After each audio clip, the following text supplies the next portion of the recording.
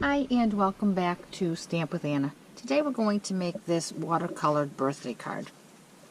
And it's super simple, and I wanted to make something that could be used for masculine as well as feminine, and I thought that this color combination worked well for that.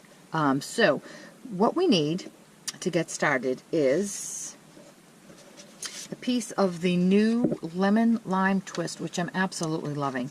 It is cut at 8.5 by 5.5, scored at 4 1/4. We need a piece of basic black, which is cut at 5 1/8 by 3 7/8, and we need a piece of whisper white, which is cut at 5 by 3 3/4. I did not use watercolor paper. You certainly could use watercolor paper, but I liked the smoothness of using the regular cardstock. What we're using for ribbon is this new lemon lime twist ribbon. I just love this. It's a finely woven ribbon is what it's called. It's like a cotton. I just love it. For stamp sets, we're using the brand new Happy Birthday Gorgeous, and we're going to use this stamp right there. I just like that font so much. I find myself using it a lot. For ink, we're going to use basic black, and we're going to use this framelit from the Stitched Shapes framelit set, which if I could recommend one framelit set for you to get would be this one. This one is just perfect. And we're going to use re-inkers instead of ink pads today. So we're going to use lemon lime twist, tangerine tango, and pool party. Now if you have one of these trays, you can use that, but if you don't, all you really need is an acrylic block. Oh, and we also need a water pen. So this acrylic block is going to act as our palette, and I'm going to put down a piece of scrap paper underneath this because it is what you are watercoloring, and it is going to be a little messy. So I'm going to take the re-inkers and I'm going to drop 3 or 4 drops right onto my acrylic block. There's the lemon lime twist, and 3 of the tangerine tango, and 3 of the pool party. So now what I'm going to do is I'm going to get my water pen flowing, so I have some water on my hand, and I'm going to dip the tip into the inker, into the ink. And then what I'm going to do before I put it on my paper is I'm going to squeeze the barrel so that the water comes down here and it mixes with that and it gives it a more fluid look. If I were to just take this and drop it on my paper and then squeeze, I would get a blob. But bearing in mind as well that it is watercoloring, and watercoloring is not perfect. It's swooshy. So however it turns out, play with it, practice with it, and just see what technique you like best. So again, what I'm going to do, and I'm going to do my stripe of the orange in the middle first, and then I'm going to go back and do the other 2 colors. I'm going to dip this into my re-inker, and then I'm going to squeeze the barrel so that the water comes down. It mixes with that, and then I'm going to just run it across my paper. Now you can see that I have different shades of the orange, which is just what I want. And then I'm going to just wipe that on a cloth, and I'm going to do the same thing with my next color, and I'm going to use the pool party. I'm going to drop my water pen in there, then I'm going to squeeze my barrel, and then I'm going to apply. Whoops. Then I'm going to apply. And you can certainly go back in and add more. Remember, you can add more, but you can't take it away. I think I need a couple more drops here.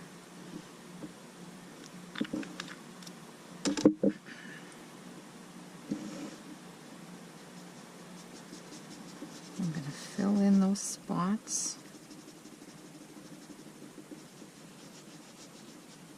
Now, because this is not watercolor paper, you do want to be a little careful. You don't want to oversaturate it because you will end up tearing your paper. So now I'm going to do my last color. I'm going to come in with the lemon lime twist. I don't know why I want to always call that key lime twist. I don't know. I don't even like key lime, so I don't know why that comes to mind. And I'm going to just finish that off. I'm a little darker up here. And there we go. Now I'm going to move this aside because I will end up having it all over my project. I'm going to bring in, before I move any further, I'm going to clean off my work surface because it's watercolor. The possibility of getting it all over your project is real. Trust me. Ask me how I know. So now this is a little wet. So what I'm going to do is going to come in with my heat tool, and I'm just going to heat it up a little bit.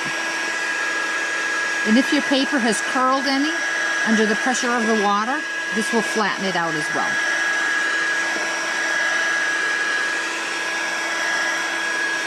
And because we have to apply adhesive to the back, I'm going to make sure that the back is nice and hot and dry as well. Especially the corners, because I don't want that lifting when I attach it to my black. Now looking at this, it really doesn't look like a whole lot, but trust me, it's going to end up nicely. So I'm going to come in with my snail, and I'm going to attach the snail to my black. Normally I would attach it to this, but because it might be a little wet, I'm going to attach it right to this. And I know that I have a very small border, so I can kind of eyeball where I need to put my my adhesive.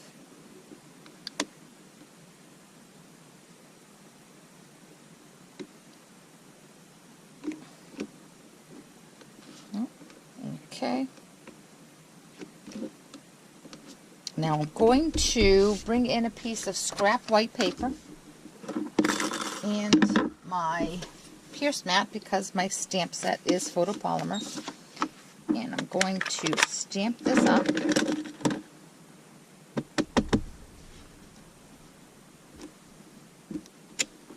And now I'm going to just go run this through my Big Shot and punch that out. I'll be right back. Okay, and here is my die cut sentiment. And isn't this just great? I just love these little fake stitches. And I'm the type of person who, I like things to have a border. And if I can't have a border of another piece of paper to mat this, I like this right here. I just think it makes it pop a little more. So now we're going to take our ribbon, and I'm going to cut probably 10 inches or so. Here's my ribbon scissors. I'm going to attach this like this. So what I'm going to do is add some adhesive on the back of my cardstock. I'm going to lay this down. Now because I'm doubling it, I'm going to open it up and put a little bit more adhesive right here. There we go. And I'm going to just offset this just a tad because I don't want them to be straight. Alright. And now I'm going to bring it over this way. You know what? I'm actually going to bring this down a little more because I want it to be lower. Okay. And there we go. Now before I attach my ribbon to this, I'm going to attach my happy birthday sentiment there. So I'm going to put some snail all over this so that it attaches everywhere. Straighten this out where I want it.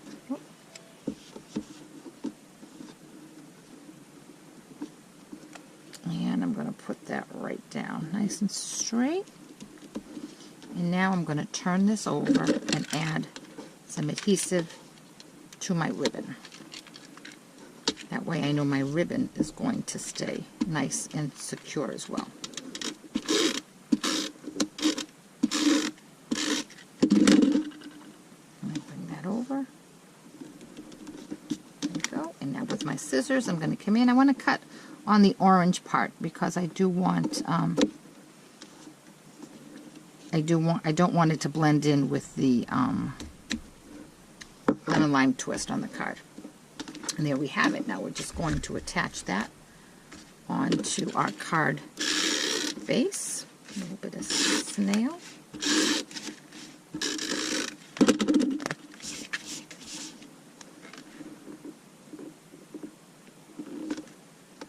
And there we go. What a pretty card. I'm going to just change how I trimmed my ribbons here. I think I'm going to have them go the same way, same direction like I did on my sample card.